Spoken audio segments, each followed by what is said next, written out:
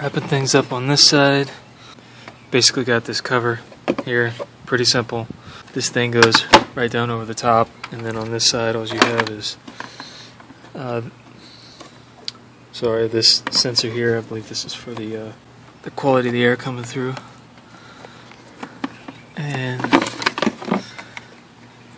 just take these guys. You can see that. You just take these guys, press them on.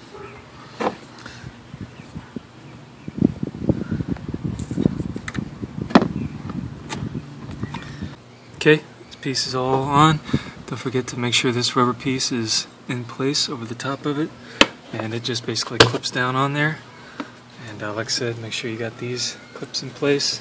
Plug this in and we'll do a very similar setup on this side over here.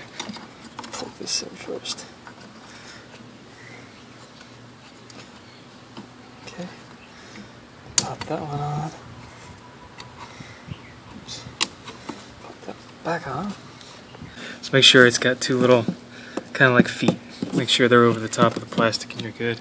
And one other thing too, and none of the manuals mention this, but when you put this whole ducting back on, these little rubber things have a tendency to get all jacked up under here. There's one on both sides. Just make sure you undo them because they go over this foam rubber piece here.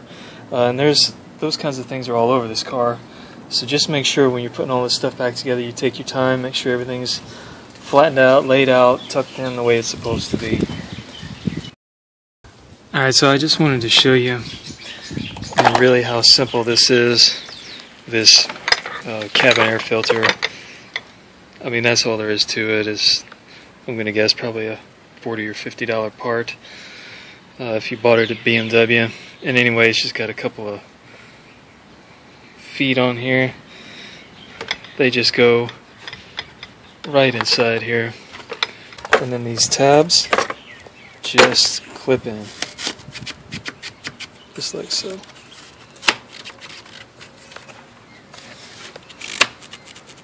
And then that's it. So I mean, if I had a new filter, if I thought this one needed to be replaced, I would have done it right there. Once it's on there, you just set it in the spot like so. Like I said, you just basically line it up with big holes, and then you put the screws in. I'm going to throw the key in it and hit the wipers. See how the wipers work. Hopefully I won't see any big gushes, leaks anywhere, and I should have fluid coming out of both that one and that one. So here we go.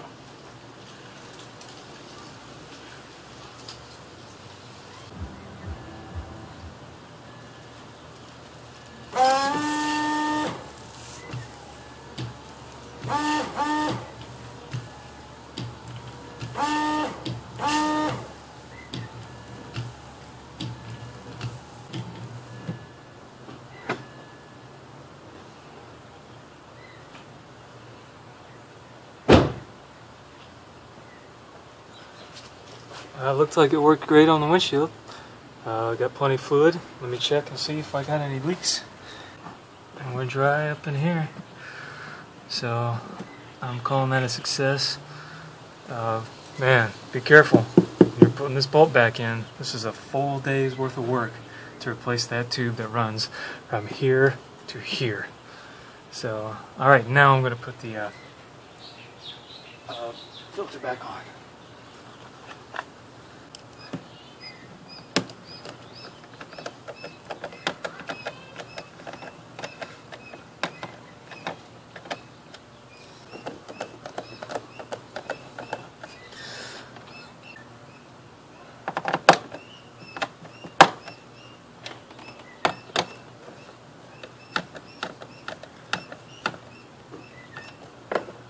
Alright, I'll put everything up, go check it out for waterproofness.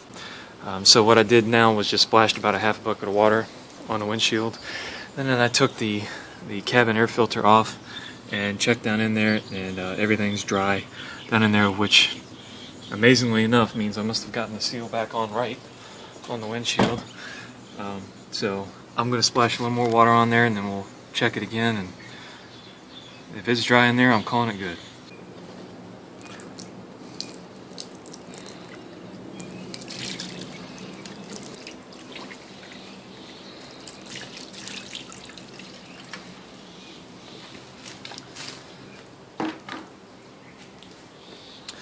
Let that run off for a second.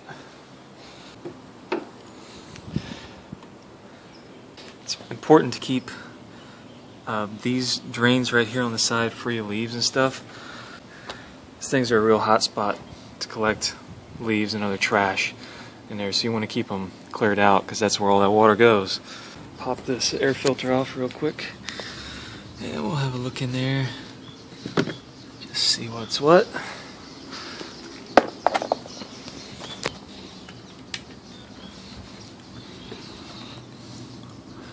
And again, it's dry as a bone in here. Completely dry. I mean, you see a couple of drips there on that under part of that square, the rectangular piece. That's just from where I didn't have the air filter screwed down all the way.